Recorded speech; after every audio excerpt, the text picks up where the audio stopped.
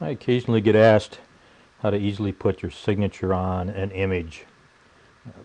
If you're using Photoshop, this is how you do it. Or this is how I do it anyway. First you got to get your signature into an image file. You can scan it in, take a picture of it, or do what I did and just create it directly in Photoshop with your tablet.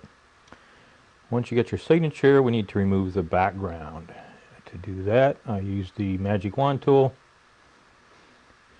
Set the tolerance up kind of high. I got 100 disable contiguous, and zoom in a bit. Click on the paper color, in my case white.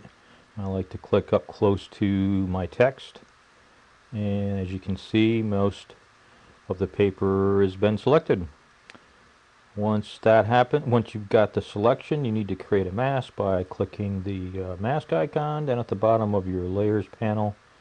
And as frequently happens, I forgot to invert my selection before I created the mask, but that's okay. I just press Control I, and now I've inverted my mask to get it the way I want it.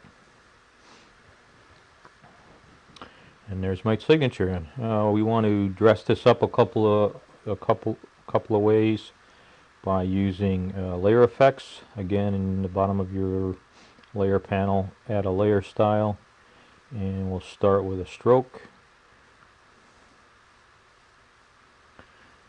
And the stroke, sorry, not stroke, outer glow. And the outer glow by default is this yellow. I'm going to click on the yellow and come down here to the brightness level and change it to about 50% so it's not so bright.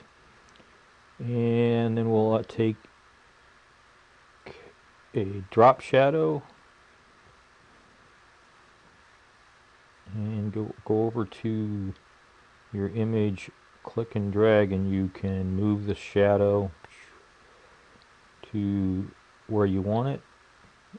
This is where you want the shadow, and how big you want it to be is totally up to you.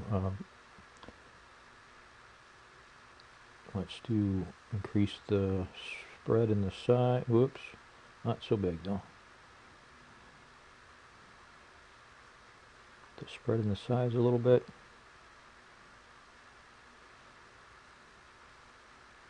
And maybe the opacity.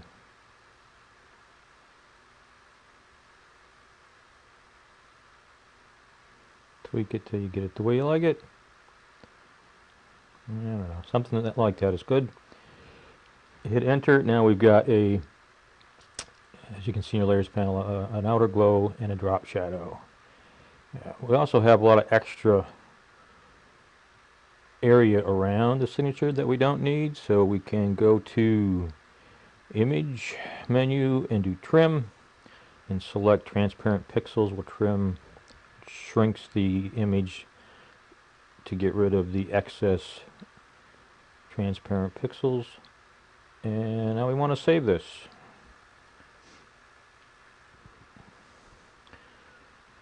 I like to save mine as a TIFF file so I can work on it later. If I need to, and then I also want to save it as a PNG file. Whoops, wrong drop down, this drop down. PNG. And the PNG file is most likely what you use for adding to your images. There we go. So we can actually close that. Now we want to open up an image to try this out on. And under Edit File, I'll just open the last thing I had open here, which is a green heron. I've already got a signature here, but we can still add one. And the way we add your signature is to do a place. File, place. Scroll down to your signature file, the PNG file, and move it around to where you want it. You can, as you can see, you can resize it. When you're done, hit the check mark up here, and there you go. You can see the drop shadow, you can see the outer glow. After it's placed on a separate layer, so you can still do things to that layer if you want. If I select the move tool, I can move it up. And one of the interesting things, the reason for the glow that I added, if we didn't have the glow where the signature shows up over these dark feathers, the dark eye, you might not be able to read it. And so the dark glow is to help so that no matter what colors are in your image, you'll be able to read the, someone will be able to read the signature, regardless of the brightness or darkness of the colors in your image. You can see if I drag it over, whoop, not resize, drag it over to these bright white, almost white areas. If I'd have made the text white to show up over the black, it would be hidden here. But since we have both the combination of the white and the black, regardless of where you put the signature,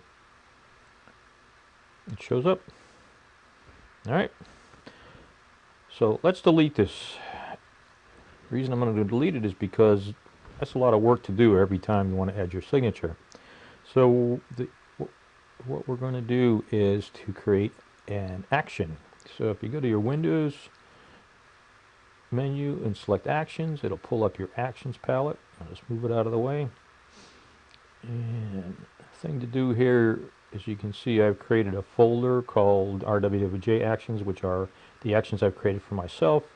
You can create a new folder with your own name by clicking the folder icon down here.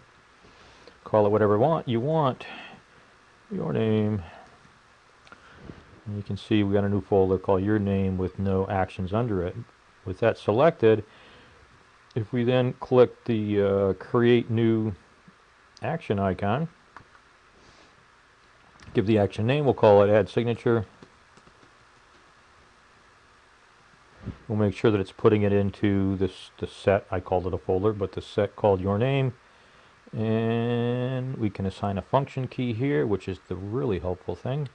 Let's do F4 and start record.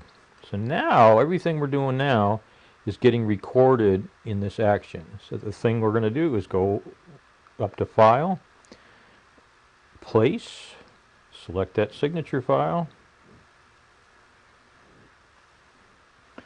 move it to where we want it.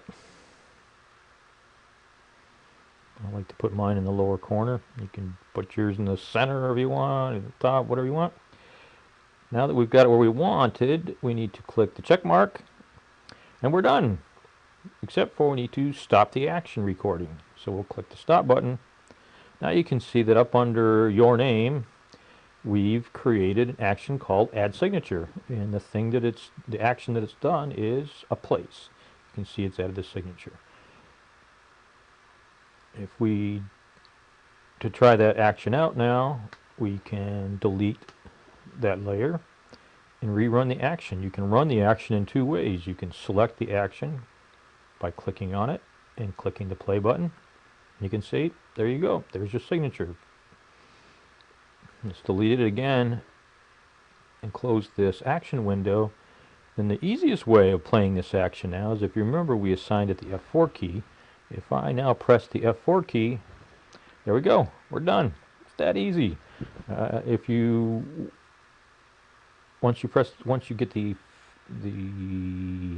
signature in there, you can move it around if the particular image you put it into, you want it in a different place than what you normally do. But that's it. Done.